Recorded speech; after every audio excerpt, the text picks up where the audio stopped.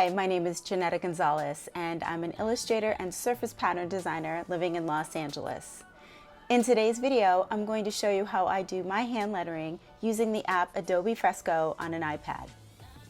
When I start a lettering piece, I like to plan out the composition and make guidelines so I can draw out the words and lay them out and balance them out the way I want them to look. I'd like them to be centered, and I like to use the ruler tool for that, so I can draw a line on the left and the right and then make marks in between and curves, so then I can draw the words on top of the curves. Now I can also duplicate these curves and actually invert them to make all different types of curved areas that I can put my words into. So I'll take that same curve and I will use it for spacers, and I'll also invert it and duplicate it so I can curve it upward or downward. Here I'll just continue to make more of the lines, invert them, and add spacers. And then I can also use the ruler tool and draw a straight line at the very end, since the word goes straight across. Now I can drop the opacity on all of the layers, and I can start sketching on top. Now I like to start sketching from the center line, so the first two words fall to the left and the right of the center of the page. The next word actually has 4 letters only, so the 2 middle letters, the E's, will actually span the center, and then I build out from there.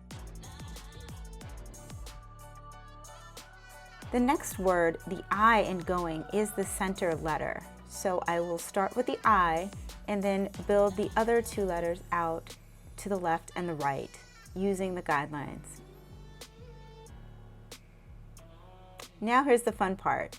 I can start adding in all the flourishes and embellishments and all the decorative elements that I want, and I sketch them in how I think it lays out best and balances best in the composition.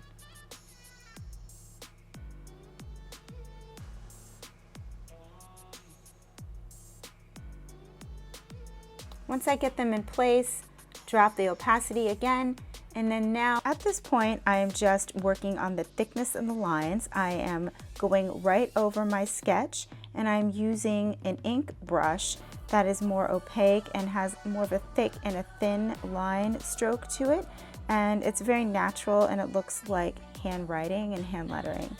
And I'm going to go ahead and just thicken up these lines and draw right over my sketch.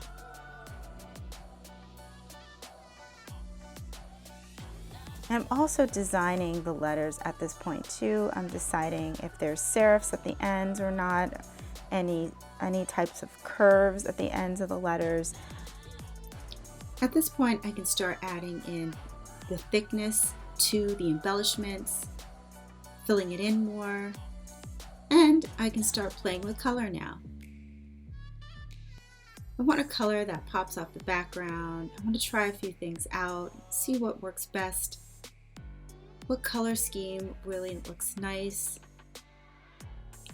and this is where I have fun with color. And at this point, once I like it, I'll go in and add secondary colors, shadows, highlights, and textures. I'll add textures to the letters, as well as darker lines, shadows,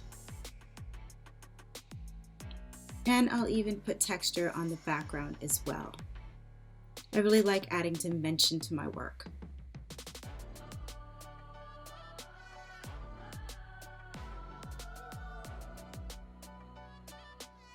And there you go. Here's the final piece. Thanks so much for watching the video. I hope this gave you some tips on how to approach lettering using Adobe Fresco.